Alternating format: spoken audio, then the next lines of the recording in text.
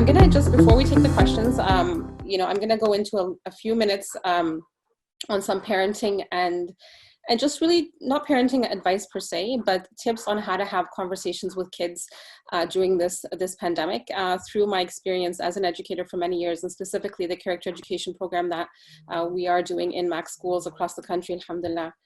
So I'm going to just start off by sharing some just few ideas and tips for myself first, and for other parents on the call who might be looking for different ideas. And I'll try to keep it as practical as possible of how to talk to kids. And when I talk about kids and children, anywhere between and a lot of what I'm going to say today can be tweaked for children as young as JK, SK, or maybe younger if your child is able to perceive some of these concepts, and all the way to teenagers. I think there's value in a lot of this. And as adults, as Sheikh had noted, when this corona pandemic hit, it was really a shock for many of us. We looked for answers through reading a lot of information online, talking to people, having conversation, news and whatnot. We were trying to make sense and contextualize what was happening and try to take it in. It was accompanied by a lot of anxiety and worry and whatnot. And so as adults, research has shown that our kids in our house, since we're all stuck in the house, are picking up on a lot of that. So they're picking up on a lot of the emotions, a lot of bits and pieces of information that they're hearing both from adults and from, if there's the news being played, different information sources that are coming. So this is internalized by kids depending on their experiences, depending on what they are hearing in different ways. It may be reflected in different emotions or perceptions or attitudes.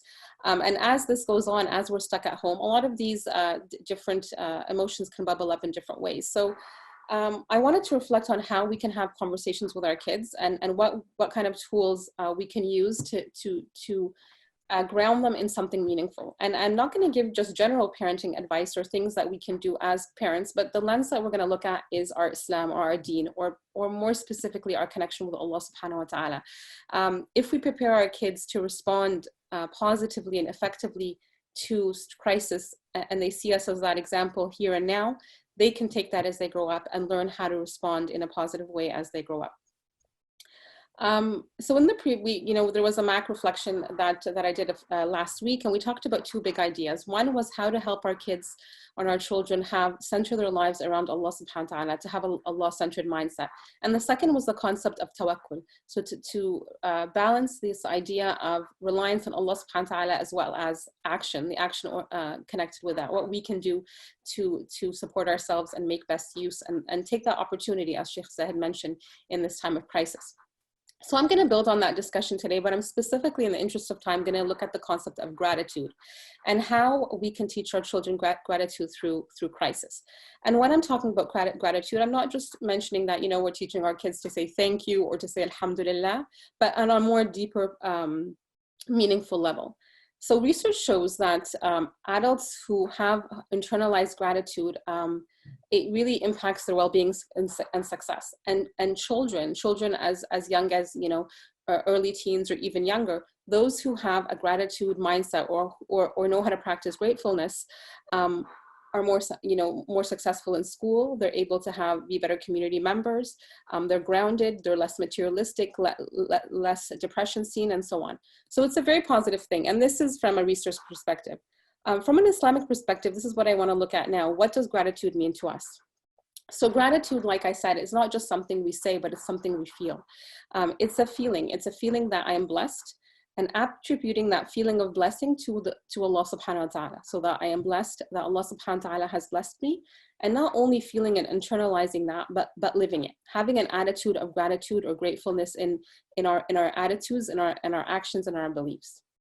So in times of hardship that we're in now, it's really important for us to express this gratitude, subhanAllah, especially in I think most of us, if not all of us, have much to be thankful for. Alhamdulillah, we always have something to be thankful for, and we are positions of privilege. We have a lot going for us right now. There's a lot of good and benefit that's coming out of this situation, and endless amounts of things that we can count and say Alhamdulillah for. So I'm going to divide the tips into two things. The first is what we can do with our kids to teach them gratitude. And the second is how we can model that as parents. Okay, so let's look at what we can do with our kids first. The first is mindfulness or Purposeful gratitude. So, you know, many of us as parents will hear things, you know, in the parenting resources that every day when you come home from school, you should ask your kids, say 3 things that were good about your day, or, you know, what are we grateful for, or so on. I think as Muslim parents who want to ground their children in their connection with Allah subhanahu wa ta'ala and their spirituality, we can reframe that question a little bit. So when we spend time with our kids and have discussions with them, we can ask them questions around, you know, Alhamdulillah, where have you seen Allah subhanahu wa ta'ala's names and attributes in your life today? Where have you seen his mercy, his rahmah? Where have you seen his blessings? Where have you seen his rizq? And remind them to connect their blessings or the khair that they see in their life to Allah subhanahu wa ta'ala's names and attributes. I mean, even simpler than that, we can ask our kids, what is one way you saw Allah's love in your life today? You know, so they can say things like, and the best thing to do when you have these, you know, these gratitude conversations with your kids is model it to start off first. So Alhamdulillah, I saw Allah's love today through my kids. When my kids were good to me and came and hugged me in the morning, that was my way of seeing Allah subhanahu wa ta'ala's love through my day, and so on. So you teach kids to be grateful and to attribute that gratitude to the mercy of Allah subhanahu wa ta'ala and the love of Allah subhanahu wa ta'ala. And most importantly, kids see Allah subhanahu wa ta'ala as their source of comfort, as their source of support, as their source of love, as their source of rizq, and a very,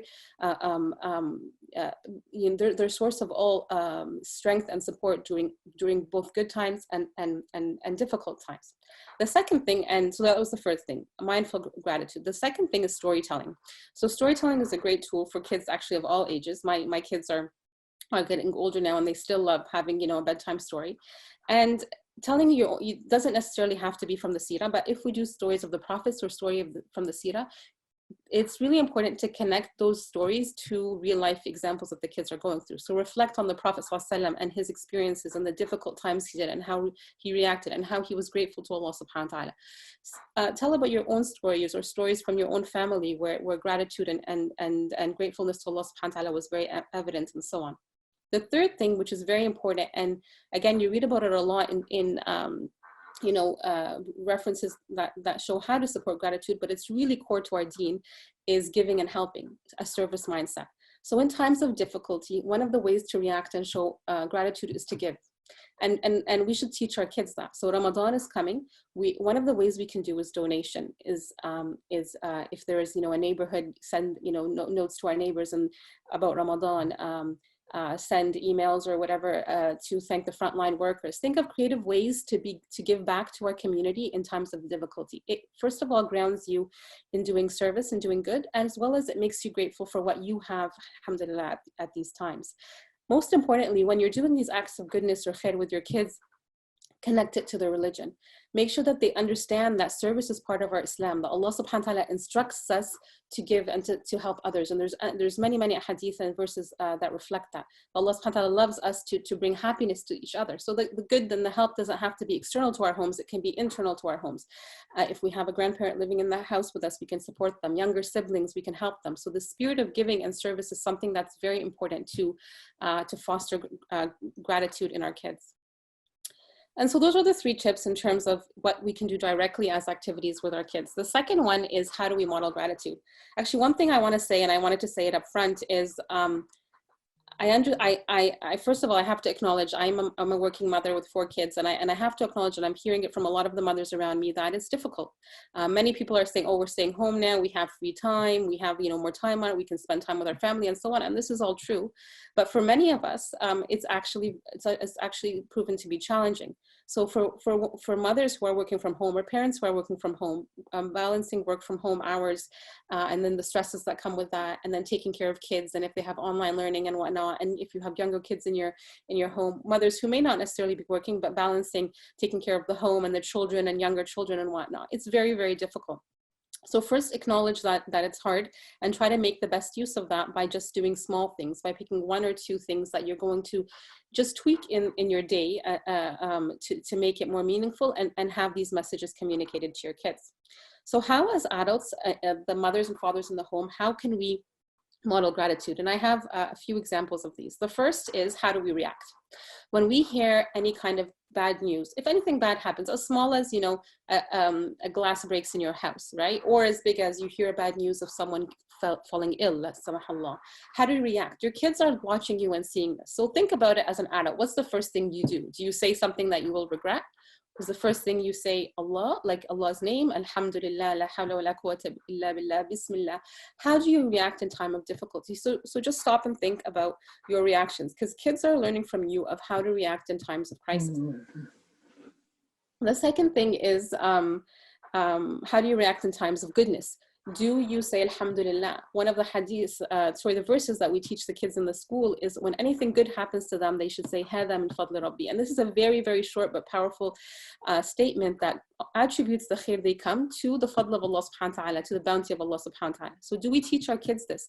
Do we say, yes, you did good on your exam. Yes, you did, you got a new toy. Yes, you're great at this. And this is from the bounty and the rizq and the blessing of Allah subhanahu wa ta'ala. So bring it back to Allah subhanahu wa ta'ala. And finally, dua.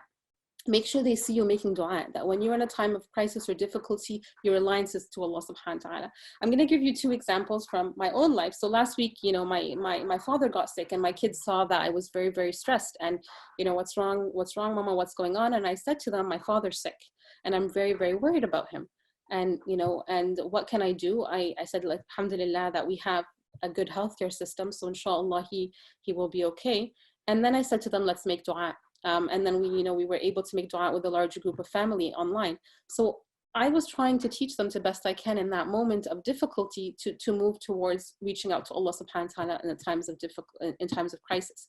Sometimes as parents, we have to stop and open up and express what we're going through, deconstruct the situation with our children, talk to them about what's happening, and show them how to react. So the last thing that I want to share in terms of how we model gratefulness as adults is setting intentions. And this is a really, really important one. It's very important for us to teach our kids from a young age to set our intention that everything is for the sake of Allah. What does that mean? We don't necessarily have to stop and say, I'm cooking dinner because my intention is 1, 2, 3, 4. But we can use language like, the reason I'm helping you and the reason I'm doing this at home is because Allah subhanahu wa ta'ala has given my kids as an amana, and I have to make sure to do the best for my kids. Or the reason I'm working so hard is because I've been entrusted with this job and I need to do it. What you're doing is you're connecting your children's sense of what they do to Allah subhanahu wa ta'ala. That means as they grow up as adults, they're not looking for that gratitude to be from people, but they're looking at it from Allah. If everything we do is for Allah subhanahu wa ta'ala, then that ultimate reward is from Allah versus from people. So their sense of gratitude goes to Allah subhanahu wa ta'ala. They don't look necessarily for external recognition from those around them, and it becomes again connected to Allah subhanahu wa ta'ala. Finally, thanking others. It's very important for us to model thanking as part of gratitude. So thanking our spouses when they help us with something, thanking our children when they are, and just getting them used to seeing us thanking each other for the good. We know the hadith that a believer who does not thank others does not thank Allah subhanahu wa ta'ala. So saying Jazakumullah khair and attributing that thank with the dua and asking for the khair of Allah on that person is very important. So those are just a few examples and a few ideas around how we can model gratitude to our kids. Some examples we can do at home. But if there's one takeaway that I remind myself first is any example or any conversation or anything that you do with your child, take them back, connect them back to Allah subhanahu wa ta'ala.